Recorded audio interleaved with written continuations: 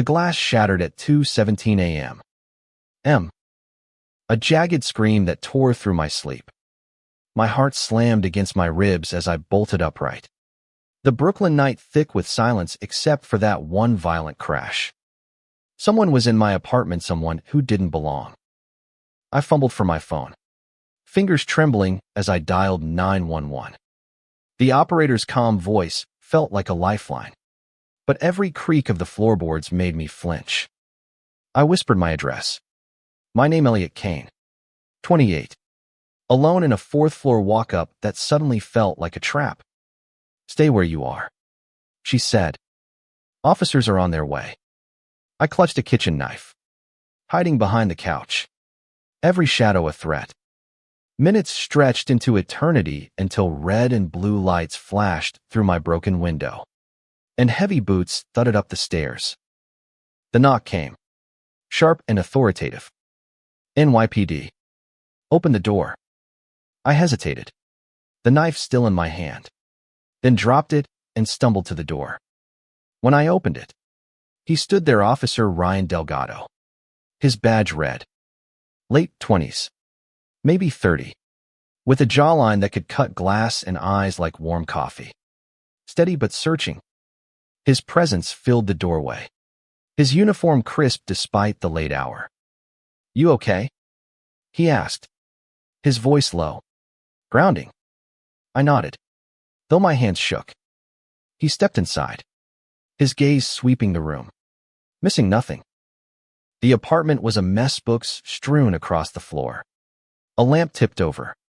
The window by the fire escape, a gaping wound.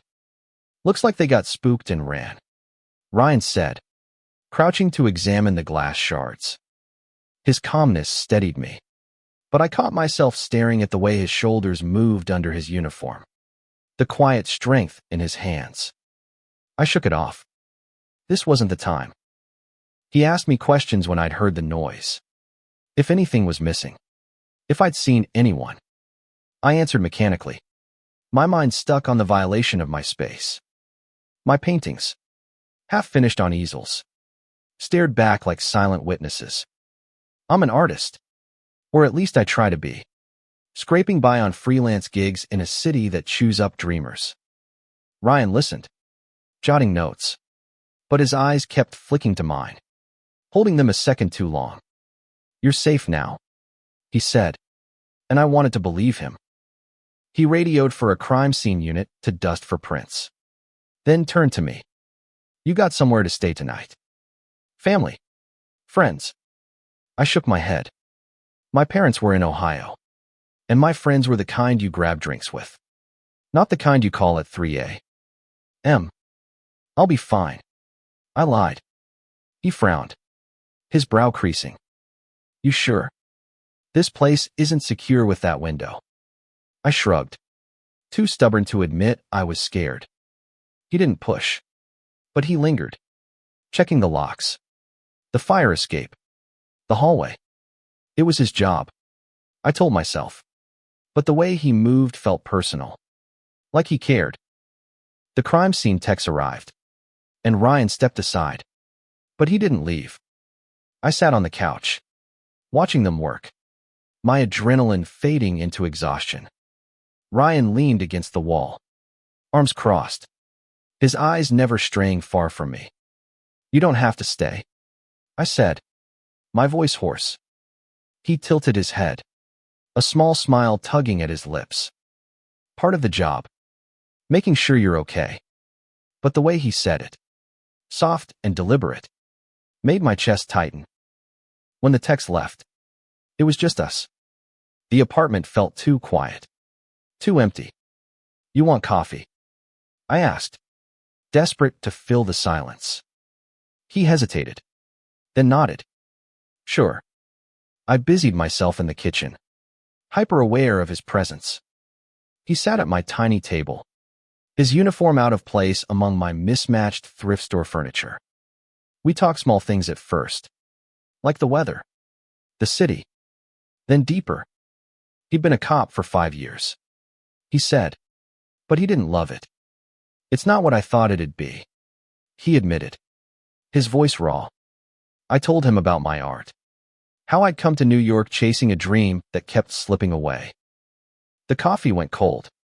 The sky outside turned gray with dawn. He didn't leave. I didn't ask him to. There was something in the air between us. Fragile but electric. Like a spark waiting to catch. When he stood to go, his hand brushed mine, and neither of us pulled away. "I'll check on you tomorrow," he said, his voice a promise. I nodded, my throat too tight to speak. The door closed behind him, but the warmth of his touch lingered, and I knew this wasn't over. The morning after the break-in, my apartment felt like a stranger's.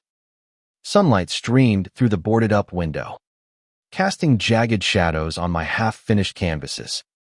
I hadn't slept. Not really. Every creak of the old building made me jump, expecting another intruder.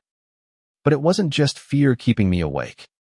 It was Ryan Delgado's face, his steady gaze, the way his hand had brushed mine like a question neither of us dared to answer.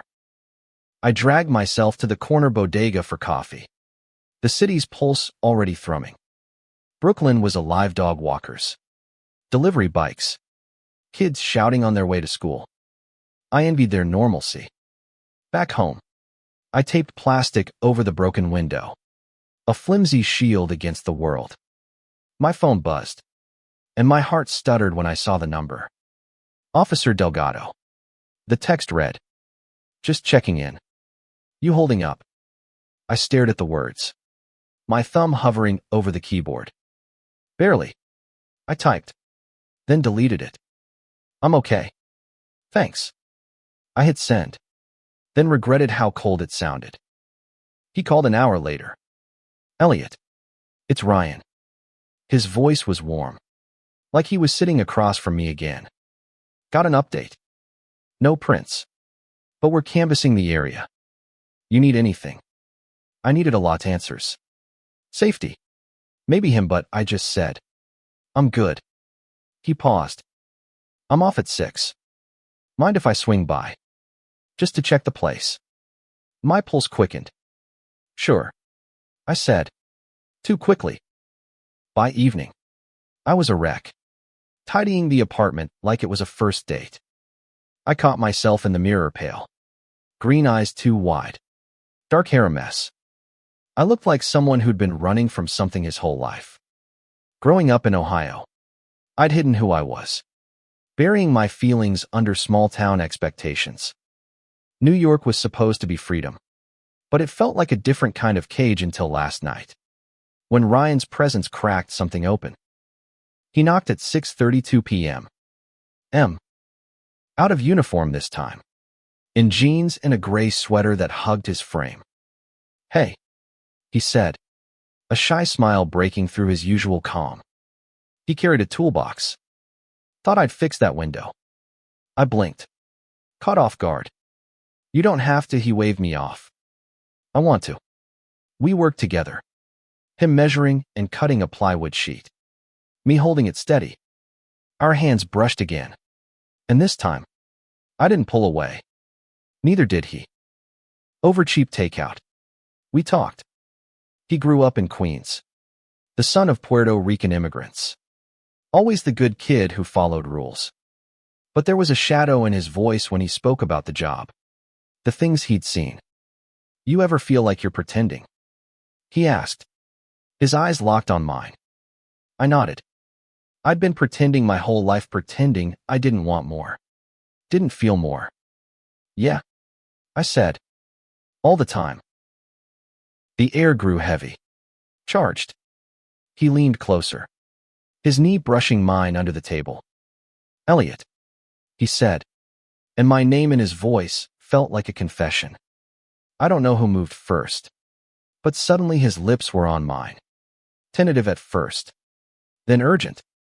It was like the world snapped into focus, his hands on my face. The taste of him, the way he pulled me closer like I was something he'd been searching for.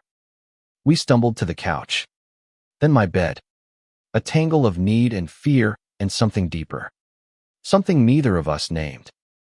After, we lay there, his arm around me, the city humming outside.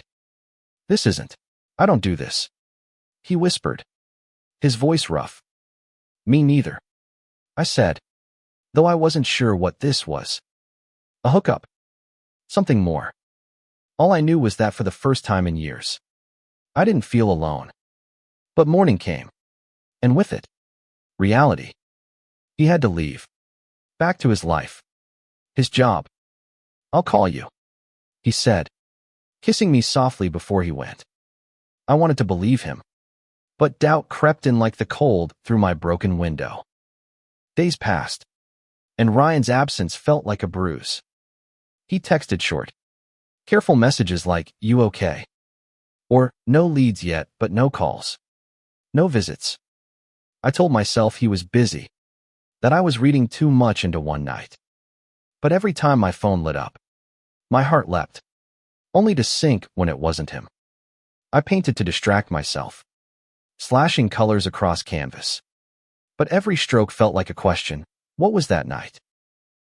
The break-in case went cold. The police had no suspects. No motive. Probably kids. A detective told me over the phone. Dismissive. I didn't care about the case anymore. I cared about Ryan. I replayed our night together, the way he'd looked at me, the way he'd stayed. I wondered if he was running from it. From me. From himself. I knew that feeling too well. A week later, I saw him. I was at a coffee shop in Williamsburg, sketching strangers to clear my head. When he walked in, back in uniform, my breath caught. He saw me, froze, then smiled a real smile. Not the guarded one he'd worn that first night. "Elliot," he said, sliding into the seat across from me. "Didn't expect to see you here." His voice was casual, but his eyes weren't. They held mine, searching, like he was trying to solve me. We talked. Awkward at first. He apologized for not calling. "Work's been crazy," he said, but it sounded like an excuse. I wanted to ask why he'd pulled back, but instead, I asked about his day. He told me about a call he'd answered, a domestic dispute. A kid caught in the middle. His voice cracked when he mentioned the kid, and I saw it again, the weight he carried. The man behind the badge. "You're good at this," I said. "Helping people." He shook his head. "Not always. Sometimes I make things worse." He walked me home, the city alive around us. At my door, he hesitated. "Elliot." About that night, my stomach twisted. Here it was the letdown. But he stepped closer, his voice low. "I haven't stopped thinking about you." My heart stuttered. "Then why didn't you call?" I asked, braver than I felt. He looked away, jaw tight. "I'm not out. Not at work. Not to my family. It's complicated." I nodded, understanding more than I wanted to. I'd hidden too, for years. But I was done hiding. "Come inside," I said. He did. We didn't touch. Not at first. We sat on my couch, the space between us heavy with unspoken words. He told me about growing up, the pressure to be the perfect son, the perfect cop. I told him about Ohio, the boy I'd loved in secret, the one who'd left when I told him the truth. We were two people who'd spent our lives building walls. And that night, we started tearing them down. When he kissed me again, it was slower, deeper, like he was claiming something he'd been afraid to want. We didn't make it to the bed this time, just the couch, our hands and mouths saying what words couldn't. After, he stayed, his head on my chest, my fingers in his hair. "I don't know how to do this," he whispered. "Me neither," I said, but I wanted to try. For the first time, I felt like I could. The next weeks were a blur of stolen moments. Ryan came over when he could, late nights after his shift, early mornings before mine. We'd cook, laugh, lose ourselves in each other. My apartment, once a cage, became a sanctuary. But outside its walls, The world wasn't as kind. Ryan wasn't out, and I saw the toll it took every time he left. He'd glance around, like he was checking for witnesses. I didn't push him, but it hurt, knowing I was a secret. One night, he showed up shaken.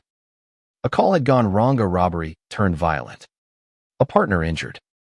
He didn't want to talk, just pulled me close, his hands desperate.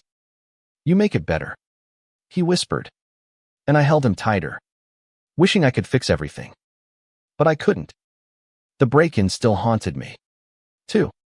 I'd started noticing things, shadows moving outside. A car parked too long across the street. Paranoia, I told myself. But it gnawed at me. Then it happened again. Another break-in. 2 weeks after the first. I came home to find my door ajar. My paintings slashed.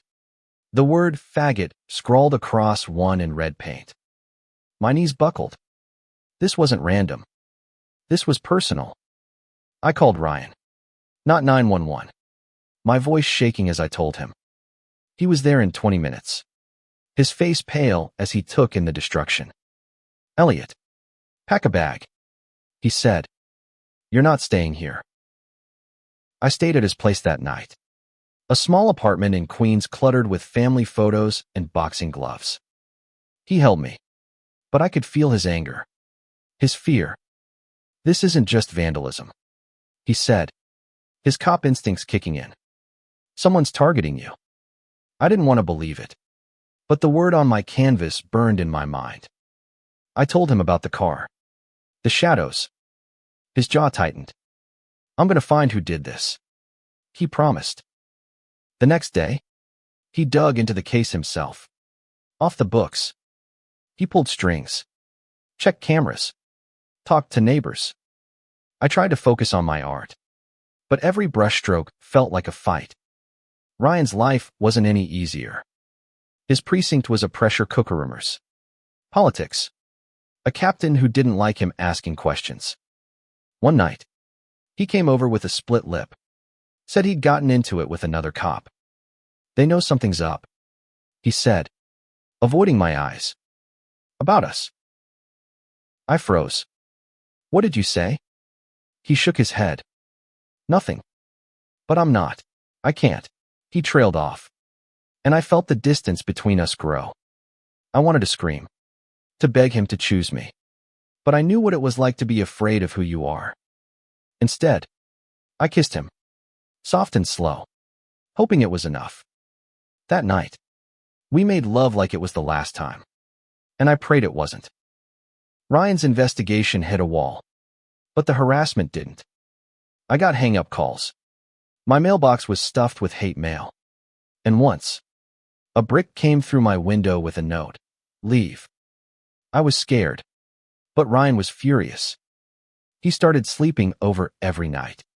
His gun on the nightstand. His body a shield between me and the world. But the closer he got, the more I saw him unraveling. He was risking his job, his reputation, for me. One night, he came home late, his face drawn. "I found something," he said, spreading photos on my table, grainy stills from a street camera showing a man near my building the night of the second break-in. Recognize him? I didn't. But the man's face hard, shadowed, sent a chill through me. Ryan's voice was tight. "He's got a record. Assault. Harassment. I think he's connected to someone at the precinct." My stomach dropped. "What do you mean?" He hesitated. "Someone who doesn't like us." The implication hit hard. This wasn't just about me. It was about us. About Ryan's secret. About the life he hadn't claimed. I wanted to protect him, but I was the one in danger. That night, we fought our first real fight. "You can't keep doing this," I said, risking everything for me. He slammed his fist on the table. "You think I can just walk away? I love you, Elliot." The words hung there, raw and real. I stared at him, my heart pounding. "I love you too," I said, and it was the truest thing I'd ever said. But love didn't solve everything. The threats escalated. A dead rat left at my door. My tires slashed. Ryan was relentless, chasing leads. But it was tearing him apart.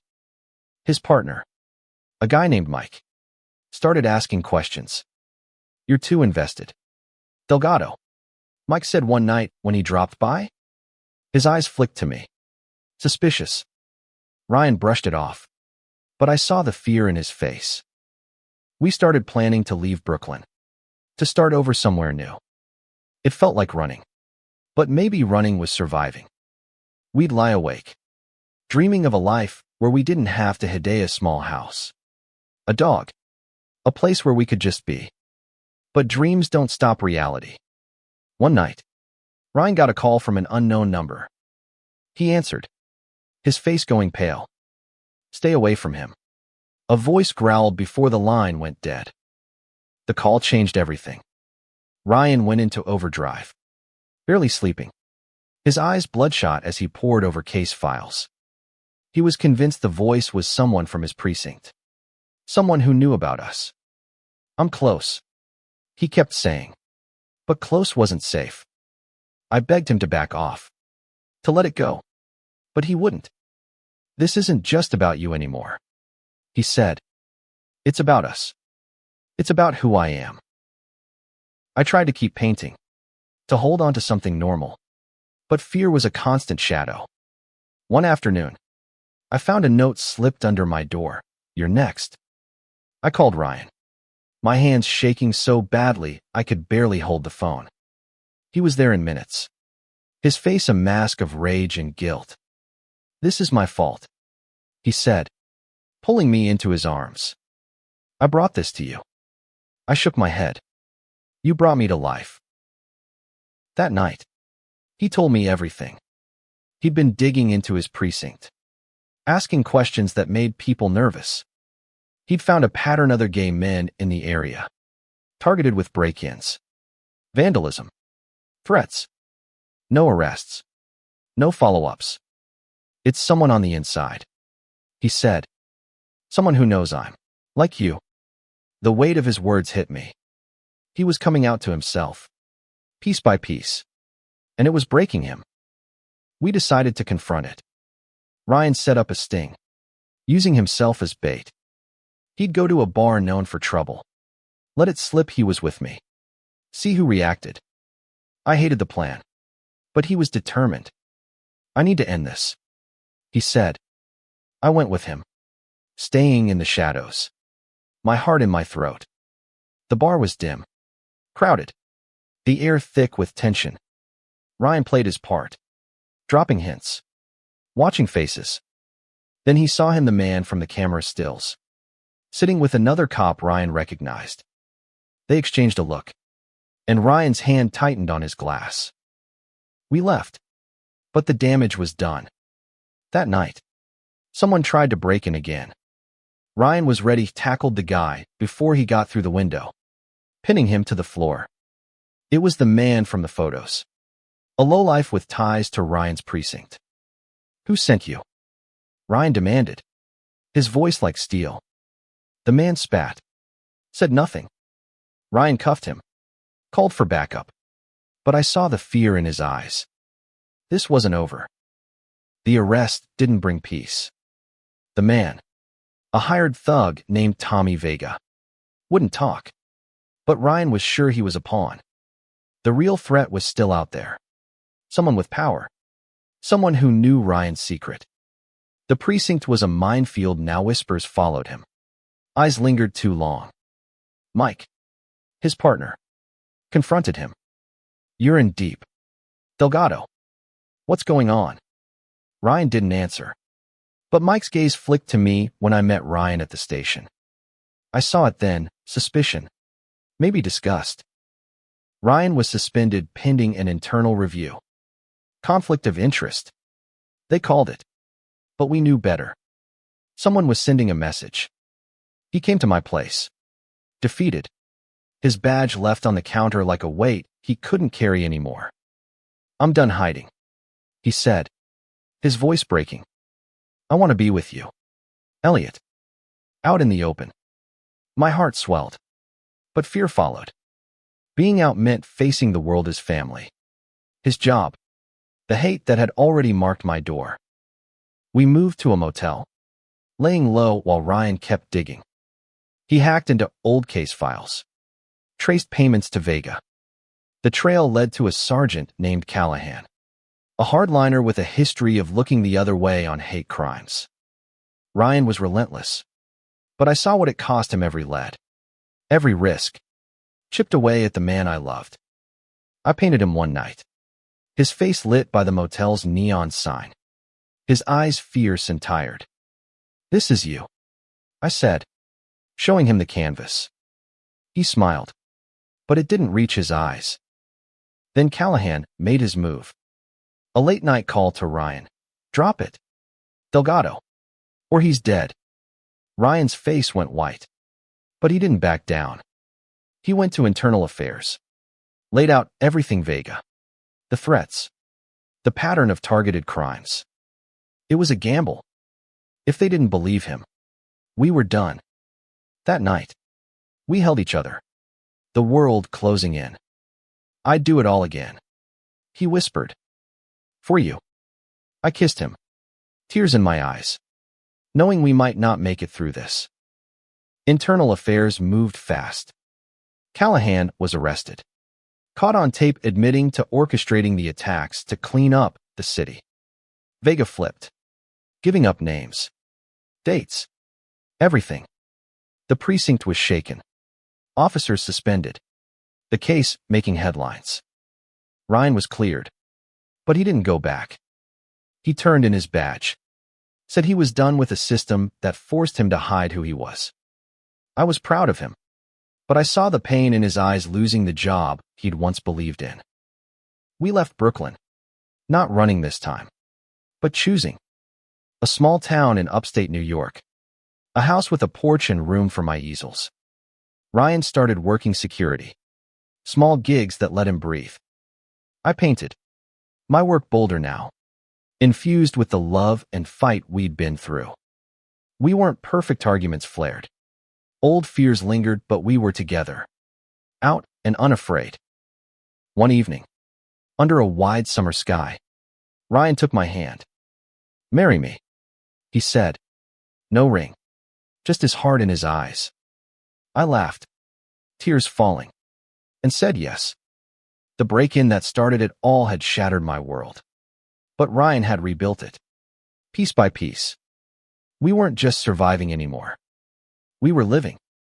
Our wedding was small, just us and a few friends, the ones who'd stood by us. My parents didn't come, but Ryan's did, his mom crying as she hugged me, calling me her son. As we danced, slow and close, I thought of that first night, the broken glass, the fear, the cop who stayed. Love doesn't erase the past, but it builds a future, and ours was just beginning.